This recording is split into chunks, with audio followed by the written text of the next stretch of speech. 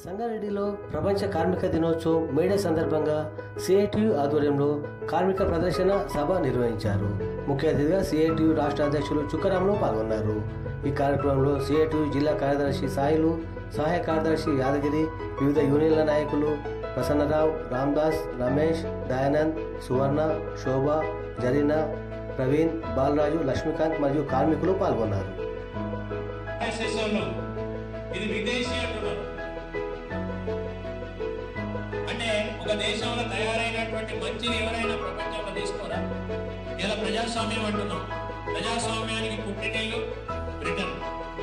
మన దేశంలో రాజుల పరిపాలన ఉండేది. ఇలా అంబేద్కర్ రాసిన రాజ్యాంగం మొత్తం యూరోప్ ఖండంలో ఉన్న దేశాలన్నింటినీ పరిశీలించి రాసి ఇలా మనం పెట్టుకుని సోదర భావాన్ని, భిన్నత్వంలో ఏకత్వం అనేటువంటి దాన్ని ఇలా వీళ్ళు నాశనం చేసే పరిస్థితి దేశంలో వచ్చింది.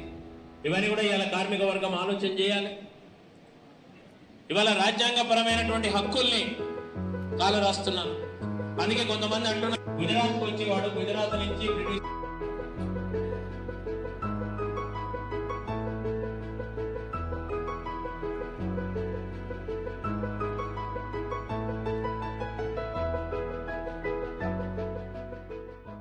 చట్టం ప్రకారంగా నీ మీద అనుమానం వస్తే చాలు, నువ్వు దేశానికి ప్రమాదం అని తీసుకుపోయి లోపలేస్తాడు.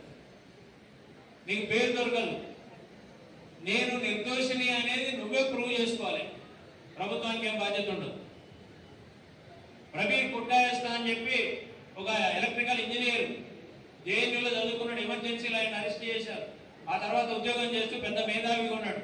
ఆయన ఉద్యోగం చేసి ఏం చేస్తామని చెప్పి ఆయన రాజీనామా పెట్టి ఒక పోర్టల్, మన వెబ్సైట్ ద్వారా వార్తల్ని ప్రచారం చేస్తూ ఉన్నాడు. రైతు ఉద్యమాన్ని బాగా కవర్ చేశారు వాళ్ళు.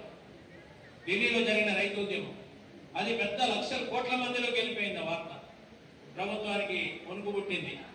ఈయన ఇట్లే వదిలేస్తే ఈ ఎలక్షన్లలో కూడా ఇంకా ప్రమాదం అని చెప్పి ఇవాళ ఆయన తీసుకుపోయి టీఆర్ జైల్లో పడేశారు. కారణం ఏంటంటే ఉపా చట్టం. ఆయన వెబ్సైట్లోనంట ఎవడో అమెరికా నుంచి, అమెరికాలో నుండి చైనా మద్దతు ఉంది కాబట్టి ఆ వార్తలకి వచ్చాయంట. దీనికి ఏమైనా ఆధారాలు ఉన్నాయా? ఏం ఆధారాలు లేవు. మరి ఏమైనా విదేశీ ఫండ్స్ వచ్చినాయా? లేవు.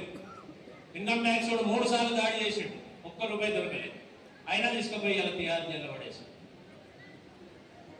అంటే ఏ రకంగా దేశం ఎటుపోతుంది ఇవన్నీ మనం ఆలోచన చేయాలి.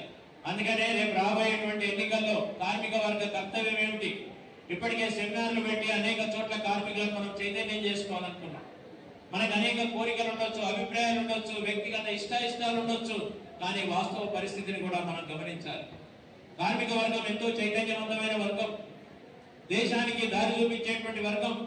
అందుకని రేపు మే 13వ తారీఖు నాడు జరిగేటువంటి ఎన్నికల్లో, పార్లమెంటుకు జరిగే ఎన్నికల్లో ఇప్పుడున్నటువంటి కేంద్ర ప్రభుత్వానికి ఎట్టి పరిస్థితిలో కూడా కార్మికులు ఓటు వేయడానికి వీల్లేదు. ఈ ప్రభుత్వాన్ని దించేయాల్సినటువంటి అవసరం ఉందని చెప్పేసి మన సిఐటియు నినాదము, మన సిఐటియు అఖిల భారత కమిటీ చేసుకున్న నిర్ణయం, రాష్ట్ర కమిటీ తీసుకున్నటువంటి నిర్ణయం. దాన్ని మేమందరం కూడా అమలు చేయాల్సినటువంటి అవసరం ఉంది. ఎవరు బీజేపీని ఓడించగలిగితే వాళ్ళు మనం బలపరచాల్సినటువంటి అవసరం ఉంది. ఇవాళ ఇండియా కూటమి ఏర్పడ్డది. ఇండియా కూటమి గెలవాలని మనం కోరుకుంటున్నాం. ఇండియా కూటమిలో ఉన్న పార్టీ ఇవాళ ఎవరుంటే వాళ్ళని అవసరమైతే మనం మద్దతు ఇవ్వాలి, బలపరచాల్సినటువంటి అవసరం ఉంది. ఇవాళ కాంగ్రెస్ ఉంది, ఇండియా చేయండి, అదే మీ దమ్ము ధైర్యం అని చెప్పేసి ఇవాళ మనం కాంగ్రెస్ వాళ్ళకి చెప్తున్నాం. ఇవాళ మీరేదో తమాషాలు కాదు. ఇండియా కూటమిలో ఉన్నటువంటి మనం ఇండియా కూటమిగా వామపక్షాలు కూడా ఉన్నాయి, ఎర్రజెండా కూడా ఉంది. ఆ ఎర్రజెండా పార్టీల మీద పోయి పోటీ చేస్తారు ఈ ఇండియా కూటమి నాయకులు.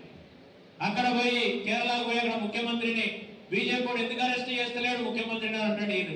వీళ్ళు ఇట్లాంటి తిక్క పనులు చాలా చేస్తున్నారు.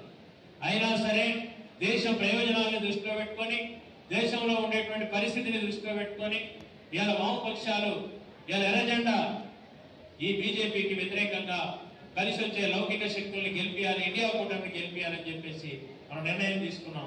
ఈ మేడే సాక్షిగా కార్మిక వర్గం ఈ ప్రతిజ్ఞను తీసుకొని ఆ రకంగా మనం ముందుకు పోతేనే ఇవాళ మన హక్కులు కాపాడబడతాయి. ఈ లేబర్ కోడ్స్ రాకుండా అడ్డుకోగలుగుతాం. ఈ కనీస వేతనాల్ని కాపాడుకోగలుగుతాం. ఇవాళ 26,000 రూపాయల కనీస వేతనం రావాలని చెప్పేసి కొట్లాడుతున్నాం. స్కీమ్ వర్కర్లకు ఉద్యోగులు గుర్తించాలని కొట్లాడుతున్నాం. కాంట్రాక్ట్ వ్యవస్థను రద్దు చేయాలి, కాంట్రాక్ట్ వర్కర్లను, కార్మికులను పర్మనెంట్ చేయాలని చెప్పేసి ఇవాళ మనం కొట్లాడుతున్నాం. ఈ డిమాండ్ల పరిష్కారం అయితే అందరికీ న్యాయం జరుగుతుంది. మున్సిపల్ కార్మికుల దగ్గర నుంచి కంపెనీ కార్మికుల దాకా అందరికీ న్యాయం జరిగేటువంటి అవకాశం ఉంటుంది. కాబట్టి ఈ ప్రభుత్వానికి వ్యతిరేకంగా మనందరం కూడా గలం ఇప్పాలి, చేయి కలపాలి, ఆలోచన చేయాలి. మన పని ప్రదేశంలో, నివాస ప్రాంతంలో ఎక్కడైనా సరే మనం ఈ ప్రచారాన్ని ముందుకు తీసుకుపోయి ఈ మేడే వారసత్వాన్ని ముందుకు తీసుకుపోయి 8 గంటల పనిని కాపాడుకోవాలి. 12 గంటల పని రాకుండా ఇవాళ అడ్డుకోవాల్సినటువంటి అవసరం ఉంది. నారాయణమూర్తి లాంటి పెట్టుబడిదారుడు చెప్తున్నాడు 12 గంటల పని ఉండాల్సిందే అని చెప్తున్నాడు. ఇప్పుడు నువ్వు పత్రికల్లో చెప్తావు, చట్టం అవుతుంది. అందుకే ఇవన్నీ కూడా మనం గమనంలోకి తీసుకొని 8 గంటల పని విధానాన్ని కాపాడుకోవడం కోసం కార్మిక వర్గం అంతా కూడా ఈ కార్పొరేట్ మతోన్మాద ప్రభుత్వాన్ని గద్దెదించడం కోసం మనందరం కూడా ముందుకు సాగడమే మేడే అమరవీరులకు అర్పించే నిజమైనటువంటి నివాళిగా గుర్తించాలని చెప్పేసి మీ అందరికీ కూడా విజ్ఞప్తి చేస్తూ, మరి సభను మాట్లాడే అవకాశం కల్పించినటువంటి మీకు నిర్వాహకులకు కూడా నేను ధన్యవాదాలు చెప్తూ సెలవు తీసుకుంటున్నాను. వర్ధిల్లాలి కార్మిక వర్గ ఐక్యత, వర్ధిల్లాలి CITU.